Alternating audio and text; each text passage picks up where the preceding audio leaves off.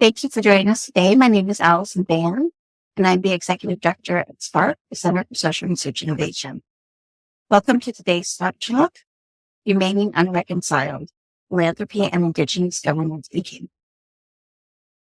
I'd like to begin by giving honor and thanks to the Haudenosaunee and Anishinaabe nations as the traditional inhabitants of the lands where my ancestors lived. To say that is to acknowledge and to adapt to those who are here before us, and to recognize our responsibility to respect and honor the intimate relationship that Indigenous peoples have to this. We are thrilled to welcome Damien Lee, who's a member of Fort William First Nation and a citizen of the Anishinaabe Nation. He was adopted into his Rouse family as a baby and raised as Anishinaabe by his family. He holds the Canada Research Chair in Biskaabiiyang and Indigenous Political Resurgence at Toronto Metropolitan University. Thank you so much for joining us today, Ben. Thank you for that introduction, and nice to see everybody. Hopefully you can hear me. Obviously, with Zoom world, feel free to flag me down if there's any problem. Great to be here. I know it's a little bit late, but we're into a new year, 2024, and wishing you the best. Yeah, for today, I do have a PowerPoint that I'll share screen with. Hopefully that works on your end. I'll probably speak for no more than 30 minutes, probably less than.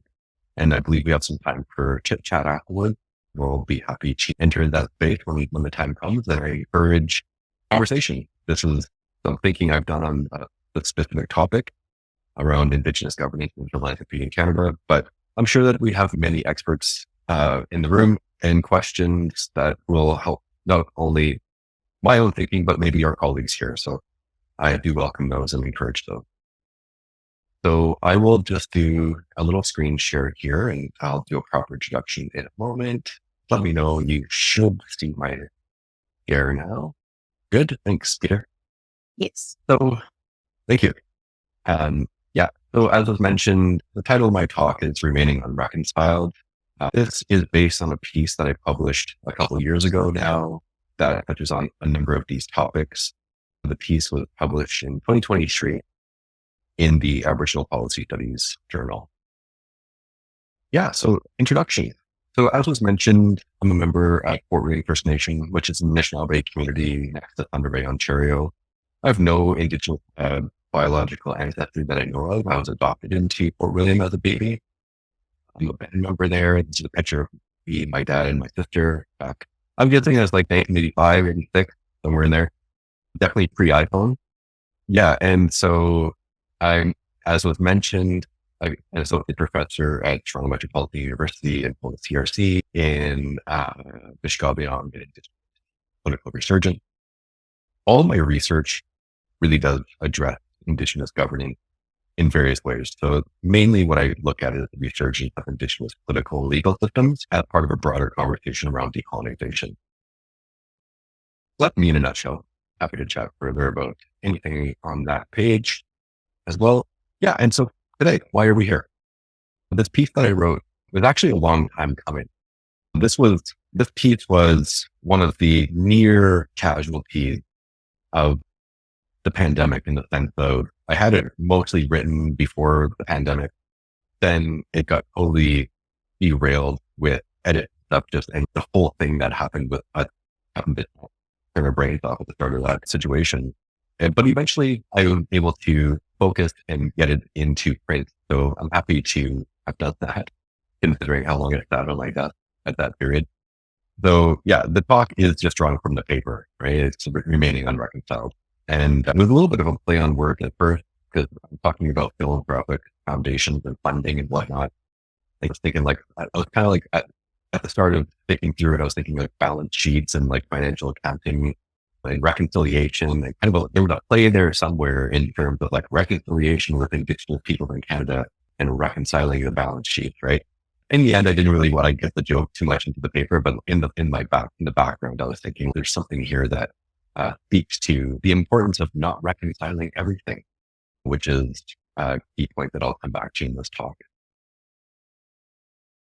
So this paper really does have a history to itself. So this is another paper I won't go into today so much, but it's from 2011. where I really unpack how colonialism moves through the nonprofit sector, particularly the environmental sector.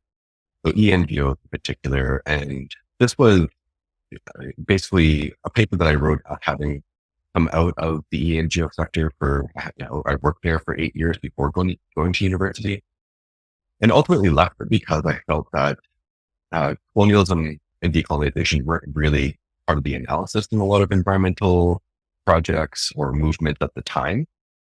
That's changed to some degree, but I just felt like it wasn't a space to really get down to the foundational issues that a lot of Indigenous communities face when they're dealing with environmental racism or environmental issues. I came to realize that this is a symptom of colonialism, not just alone racism alone. It had a deeper undertone. I did all that work back in 2011, published this piece, and I thought I was done with the civil society sector. I was like, this was my piece. I'm like exiting. I'm turning my brain up. But then in the years interceding, I couldn't get my brain away from the other ways that I was witnessing colonialism kind of structure and move through the civil society sector more broadly. And they talk, and also the paper I'm basing it on, really doesn't touch on environmental issues at all. It's more specifically about how foundation and philanthropy and the Income Tax Act are not immune from settler colonialism. And if that's the case, what can we do to diagnose and challenge and name these settler colonial tentacles that continue to shape and move through the civil society sector in ways that at times can preclude, marginalize, or undermine inherent Indigenous governing systems. So that's where this paper comes out of in terms of its own history in my brain. As was mentioned, there's the kind of broader brushstroke that I was attentive to in those years after 2011 and into the 2023 writing this piece. The civil society sector in Canada, I would argue, is not immune or outside of settler colonialism, right? It's structured through legislation, and there's been a lot of research in the United States and in Canada that kind of diagnose the ways in which that civil society sector or sectors can manage society at arm's length. So government can manage society at arm's length. The kind of more recent sexy term is the nonprofit industrial complex, or NPIC. But there's even more historical into the 80s conversation around this kind of like functionality for government. So the shadow state is a really famous one from Jennifer Walsh and colleagues back in the 80s. I won't really spend too much time on it, but it speaks to the way in which that altruism in the form of setting up civil society organizations and nonprofits and charities, etc., really harness citizen energy, and some would argue also create citizens in fulfilling or identifying citizen responsibilities or moving into those positionalities, but yet not escaping control from the state. Some of the ways that this happens, or some of the functionalities here, include managing dissent, the political dissent, getting people wrapped up in spending their energies elsewhere, insulating governments from public pressure, right? Now it becomes civil society, then it's a problem through liberal downgrading of responsibilities onto groups as opposed to governments, or the insulation aspect there. Briefly, just marketizing citizenship in the sense that we're now charities or more and more for profits and those who are raising grant funds get into a situation where they have to compete with each other. So there's an entrepreneurial element here that gets imbued into the civil society sector. And then a little bit more recently, and this is where we really see lots of connections to Indigenous and First Nations, specifically political organizing. There's an ushering in of fiscal surveillance or audit culture where, for example, instead of accessing First Nation or Indigenous organizations accessing core funding, so like liquid funds that can be used in various ways, now project funding is the name of the day, or so the name of the game, where now there's some specific line items, etc. There's just almost like expectation that in order to access funds, Indigenous organizations need to be open themselves up to surveillance. Anyway, this is more background stuff. I just want to touch on the fact that we're not outside of the settler colonial structures just by focusing or participating in civil society organizations. And so one of the kind of points I'll raise in P is that a lot of civil society organizations experience this kind of surveillance and requirement to be charities or be nonprofits somewhat of a convenience. And that there's something to be said about that and the kind of labor that goes involved with that. But at the same time, Indigenous people don't necessarily, or Indigenous organizations don't experience it as mere inconvenience, but as part of the colonization process more broadly. I'm really focused on inherent Indigenous governance systems in the states. So inherent Indigenous governance systems are those that get your authority to lead and govern from sources beyond and before the Canadian state, right? Parliament doesn't create Indigenous authority. At best, it can recognize it in a distorted way through various mechanisms, such as the Indian Act.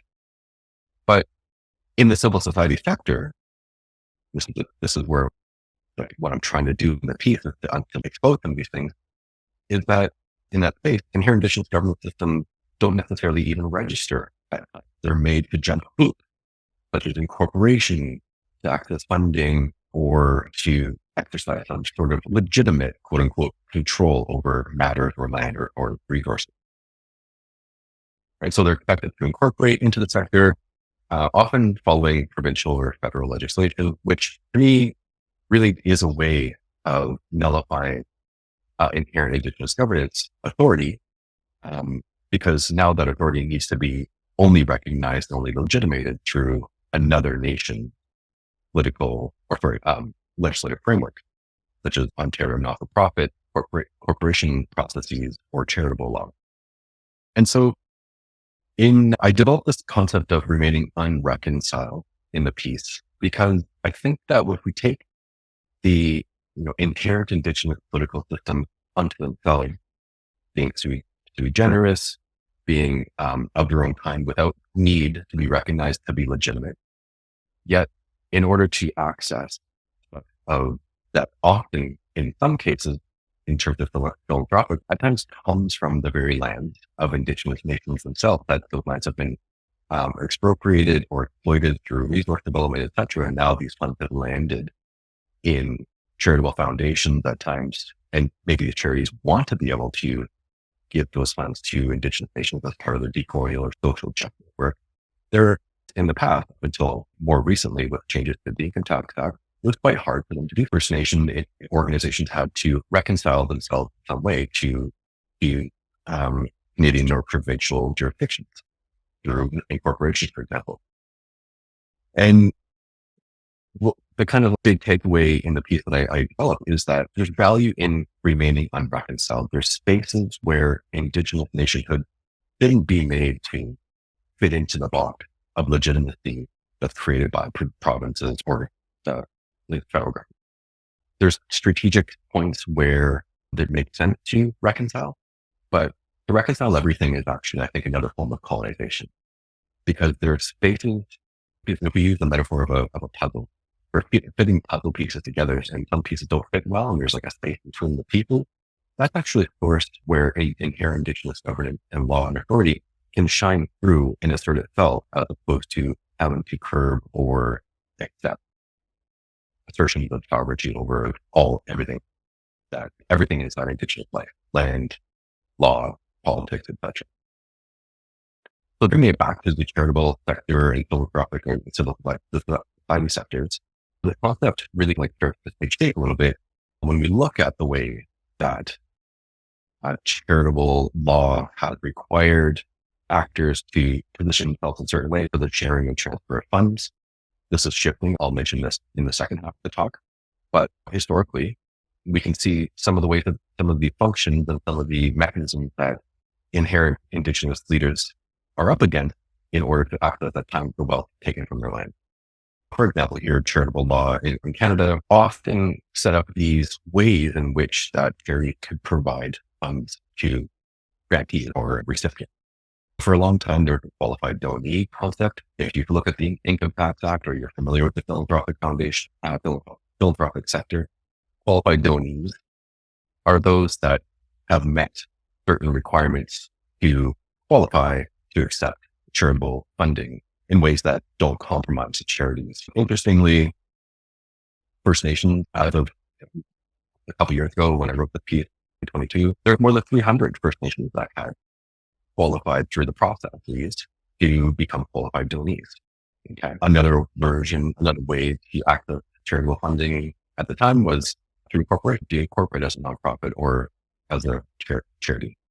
And then one of the kind of like softer elements, but really key to understanding what's happening here in terms of the way I would say colonial power structures this sector, especially vis-a-vis Indigenous nations, is that charities had to direct and control how their funding would work if they were giving money to non-qualified donees or entities that, such as just for example, Makeway or formerly Type Canada, shared platforms or subcontracting type spaces where a charity could find ways to provide funding and report to organizations that weren't necessarily classically incorporated, but at the same time had to maintain control and in some senses a certain type of ownership over the work that was being done.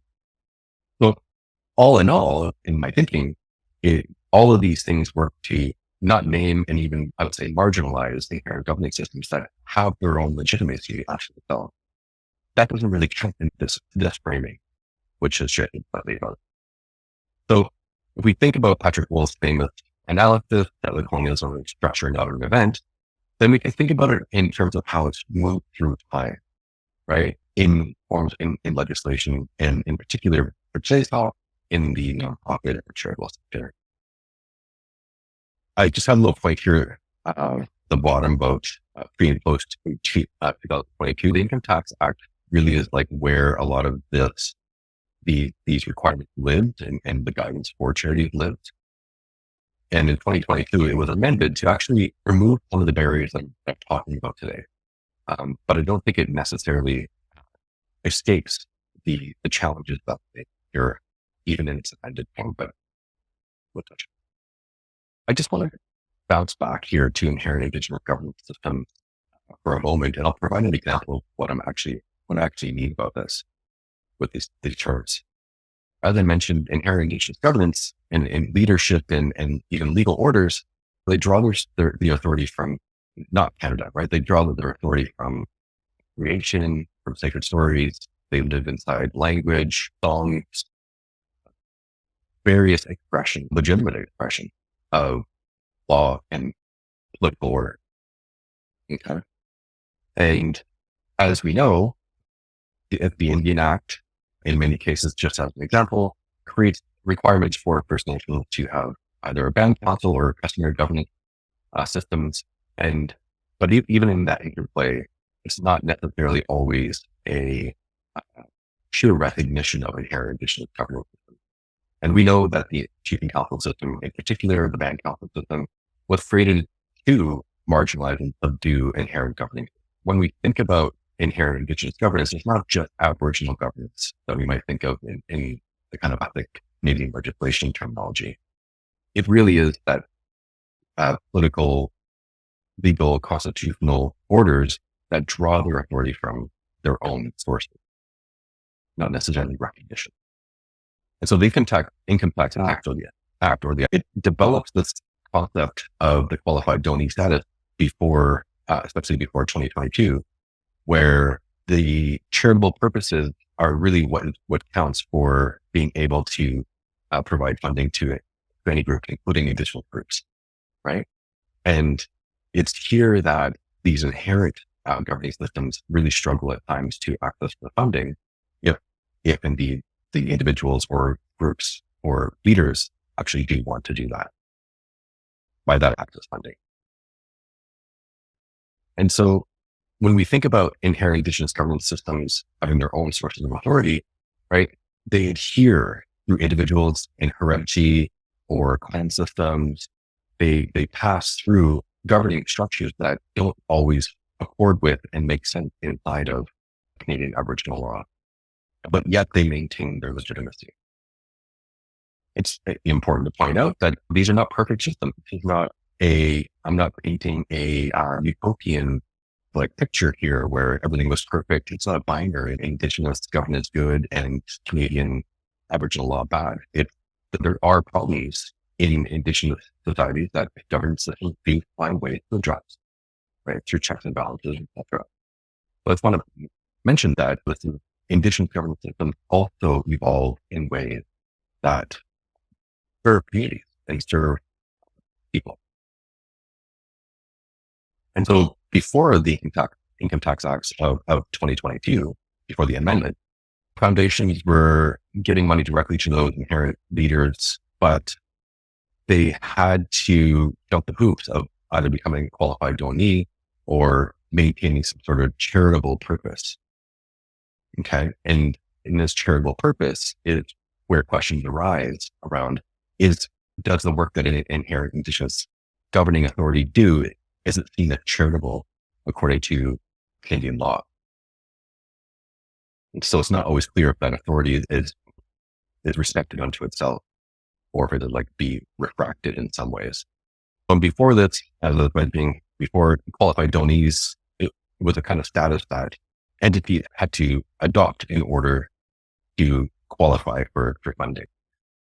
And much of this is rooted in pre-2022 legislation where, for example, a First Nation as acting somewhat like a municipality, providing a function of government, to apply for the registration to become a charitable qualified donor.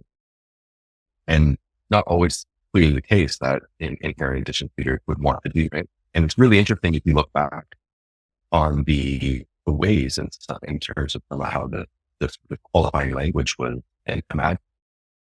So this is from Mark Lieberg, who I believe is a lawyer, looking at charitable law some time ago. And he talked about how, I'll just read this. So the CRA now considers it a question of fact whether an Indian man qualifies as a public body forming a functioning government. If significant bylaws have been passed, if there's Section 81 and 83 of the Indian Act, or if the ban has reached an advanced stage of development as formally required by the Indian Act, the CRA will accept the characterization. So it's not disconnected, like tax law in the way that it interacts with Indigenous governing isn't necessarily disconnected from a colonial kind of perspective on indigeneity. Right? Indigenous nations have to reach an advanced stage of development according to the Indian Act, right? So it's outside measure. This has, of course, shifted with some recent changes, but I mentioned this here because it does color the way that a lot of, I guess, charitable relationships have been constrained around Indigenous governance. And given that the Income Tax Act only changed or was amended in 2022, the effects, I would say, are still with us. Those who do govern and lead from their own political system don't always necessarily today may have been better supported if they wanted to access the product. Some of these changes some of these roadblocks have been. Okay, we're still here. So I want to give you a real concrete example of what I mean by inherent Indigenous government. I did some research, interviews and whatnot in 2017, really starting this process to understand how Indigenous leaders who get their authority from elsewhere, not from the Indian Act, but from their own political orders, think about themselves as leaders.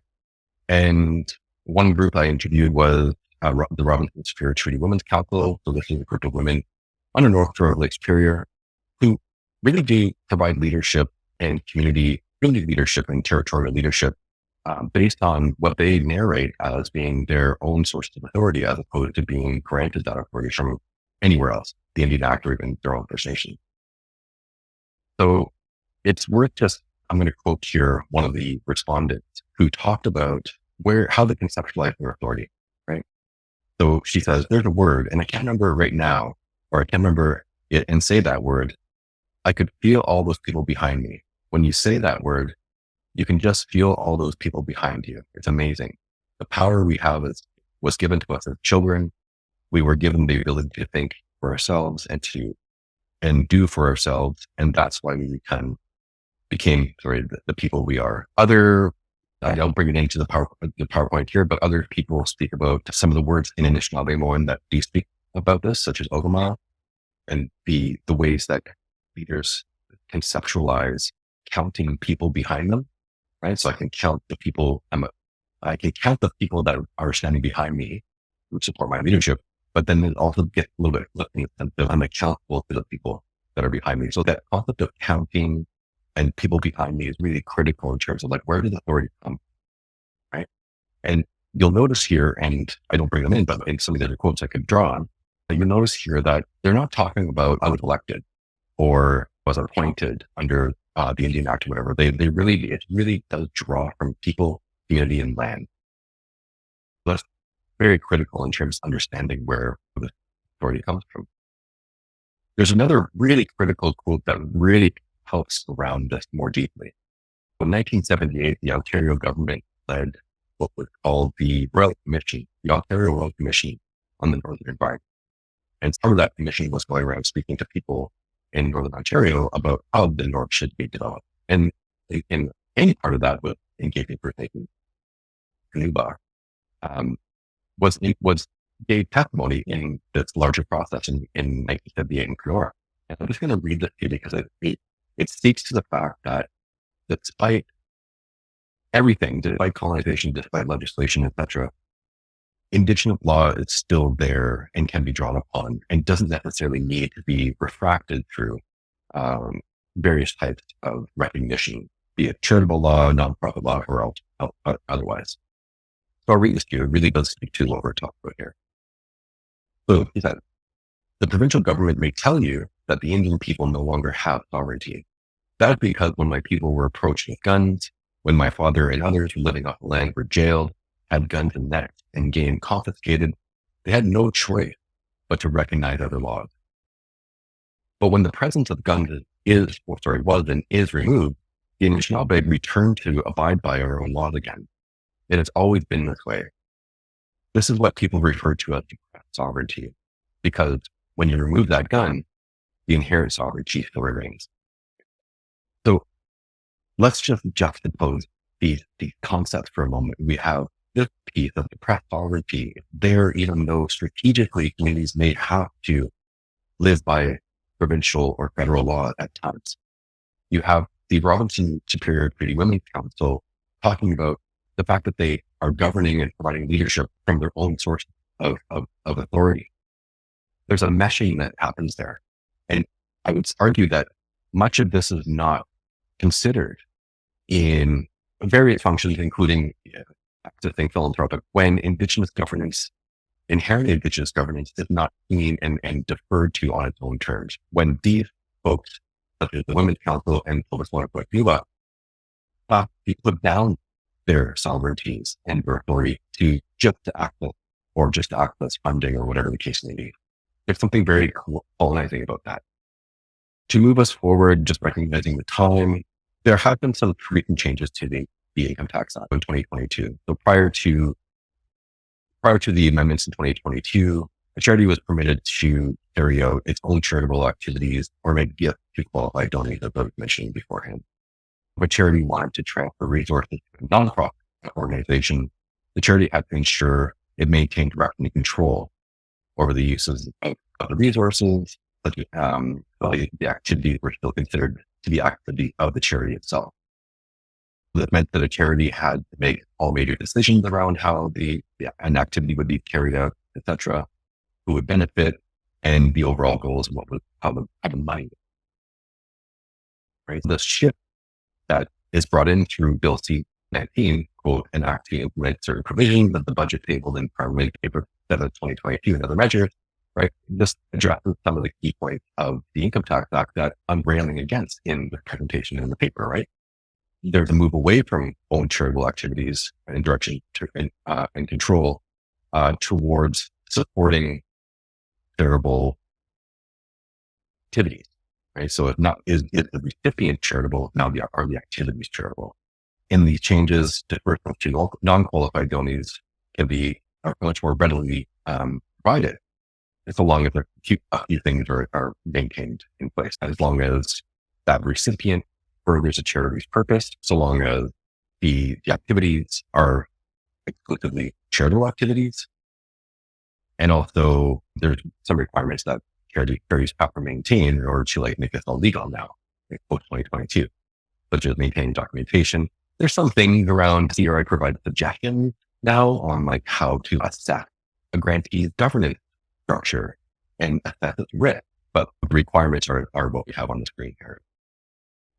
As I mentioned, the CRA recommends a due diligence model, right? You can look this up if you like, but basically there's ways for the suggestion is that gift giving should be wrapped up as well as in the sense of assessing risk and assessing values. The big question though that I still have with all these changes, and this is something I haven't totally thought through yet, this is where just one of my brains at, is what is charitable? Like does inherent Indigenous governance activity qualify as charitable? If we think about what that looks like, it looks like some things that are, I guess you could say, legal in Canadian law, but also some things that I would say are criminalized, or at least targeted. So land defense and land back movement, like, I don't know if all these things fit under charitable activity according to the Income Tax Act. Thinking about what Sudan, land defense, pipeline blocking, and this is on land that has not been ceded, right? In that example, where you have inherent Indigenous leaders, like the ones I literally just spoke about, exercising their authority to protect their people and their land, but yet being arrested at gunpoint. Can a charity give like funds to that group of people who are exercising their political authority without compromising their charitable status? I don't know. I don't think so, but this is just my own thinking, my own kind of posturing, just as I'm looking at where things have gone with the Income Tax Act. So it does raise the point of, can charities actually support inherent Indigenous governance on the terms of Indigenous peoples themselves, as opposed to pumping it through Canadian legislation or provincial legislation? And just recognizing the irony that in some cases, philanthropic foundations, the wealth that they're managing comes at times that extraction of wealth from Indigenous territories. The irony is blatant to me. So just to wrap up, just like how we move forward, my own thinking is wrapped up in how do philanthropic foundations push the envelope to make space for Indigenous governance systems on their own terms? How do we think about deference in this space where inherent leaders aren't required to jump hoops to access that wealth that comes from their lands? And also raising awareness, right? Like how do we, not we, but like how does the sector come to better understand its relationality to in Indigenous governance and decolonization in ways that don't require a kind of surrendering of Indigenous authority to access well, if it's what we want to do. And just a couple more thoughts here, but how to go about doing this. I think that for those philanthropic foundations that want to do decolonial work and want to support Indigenous government, like the answer is pretty obvious. Like you have to be in relation to those representatives and communities. And I just recognize that a lot of philanthropic foundations are trying to be innovative in this space. At times their hands are tied by legislation. With that, I'll stop talking. I don't know how long that was, like just over 30 minutes, but we do have some time for chit chat and whatnot. And just recognizing that this is all, what do you call it? For me, it's still a kind of thoughts and process now that the act has changed. I'm really curious about how foundations are going to think through some of those changes. So thanks. Bernice. Yes, thank you. Can you hear me okay? Yes, I can. Yeah, I found the audio a little bit challenging while you were speaking, Damien. It's a bit off. I had to listen very carefully, but thank you for the presentation. So my name is Bernice Downey. I'm Ojibwe Soto. My people are from Lake St. Martin First Nations and Dauphin River First Nations, and I'm Associate Dean Indigenous Health at McMaster University in the Faculty of Health Science.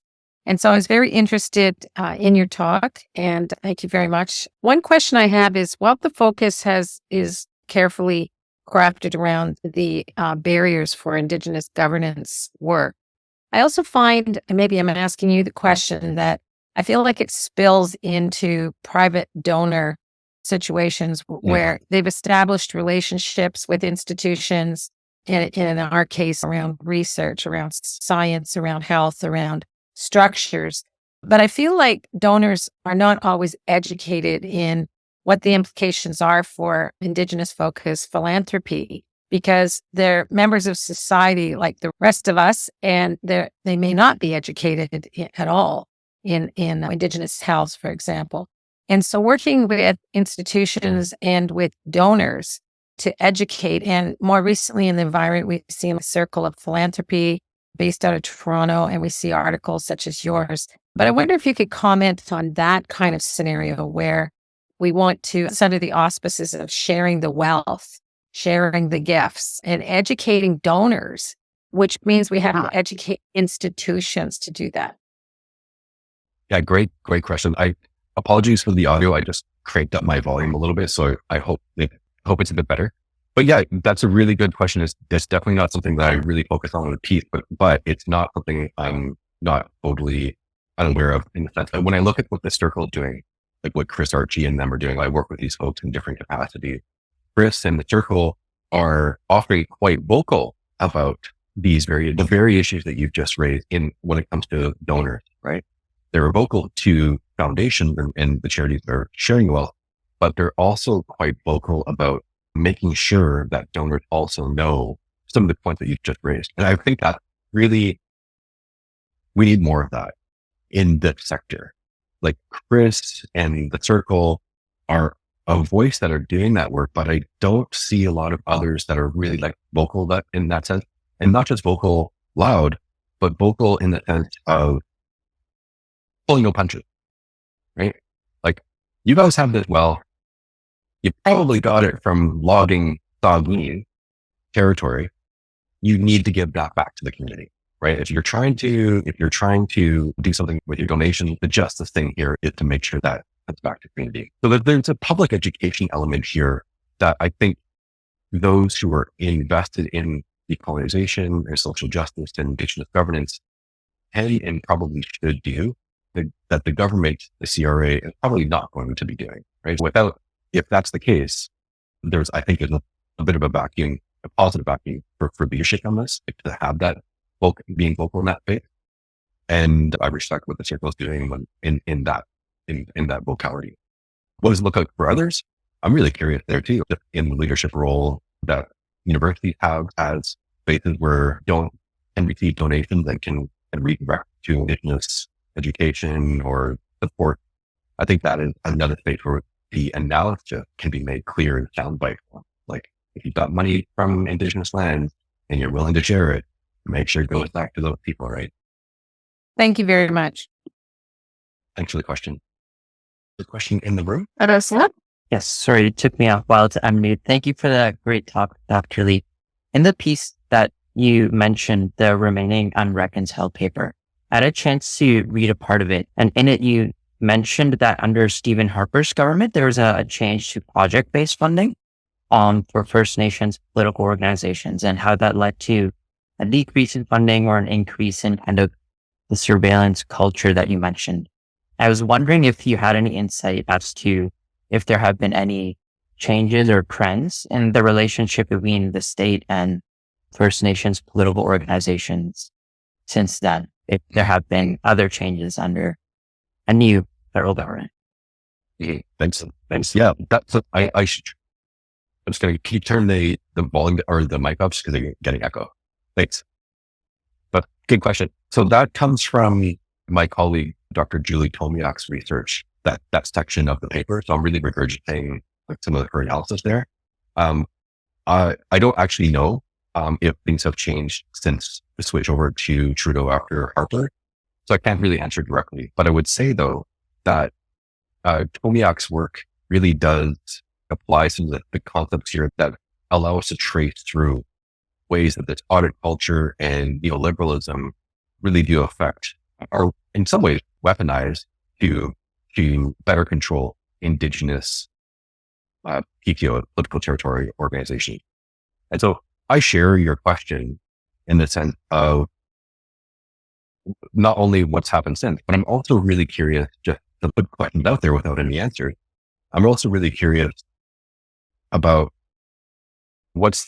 in what ways does this interaction replicate the subduing authority into the civil society sector. So taking Indigenous nations, which have their own authority structures, and now remaking them as civil society organizations under project-based funding, etc. I think there's kind of like this meta, not narrative, but like this overarching thrust towards always questioning and undermining inherent Indigenous authorities, because that's really quite dangerous for the state's claim of sovereignty, right? If another nation in a territory has a legitimate claim to being governing or asserting governance or jurisdiction, that does question. Thank you, Bernice. I saw your post. Thank you. It does question the state's claim to everything claim to governing Indigenous territories, right? So I don't have a clear answer to yes and no, but I would recommend reaching out to Julie Kolmiak. She might be doing the research on this. She's at Carleton. Question. So I've spent quite a few years working within philanthropy and some of these issues from the inside. What strikes me is that there's the legal authority issue that foundations have to operate within. And then there's the culture of philanthropy, which is often very small c conservative, driven by the interests of people that have great deals and great deal of money, and has played around at the edges for decades now with participatory grant making and other strategies to try to work with the power differentials that fundamentally exist when you're handling money.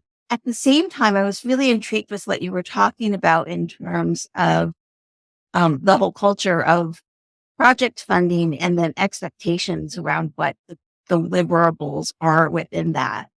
And I think that even in the very real and strong efforts that some foundations have made to try to change their part of the equation, there's still that fundamental tension around what does progress look like and how does it get measured?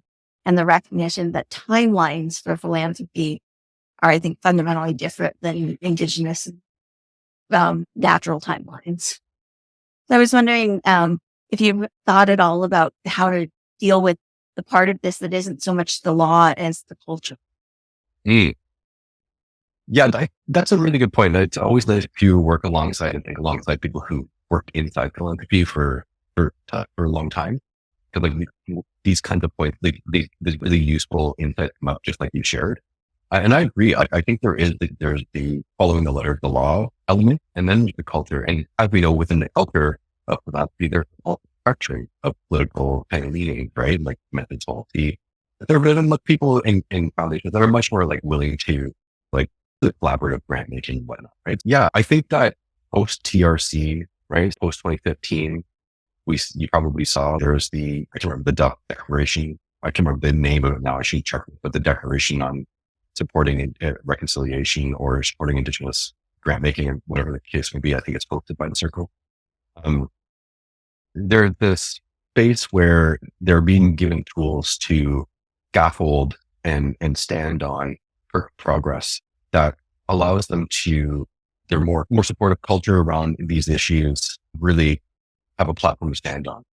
And the small c conservative element of the sector makes me think of how because there's so much risk involved with losing a charitable status or having charitable status put under review, I think that there needs to be more platforms made for philanthropic foundations to stand on that maybe take a little bit of the risk, right? We saw that with the TRC, the declaration of 2015 declaration that Circle took. Foundations were able to sign up and put their name to that, right?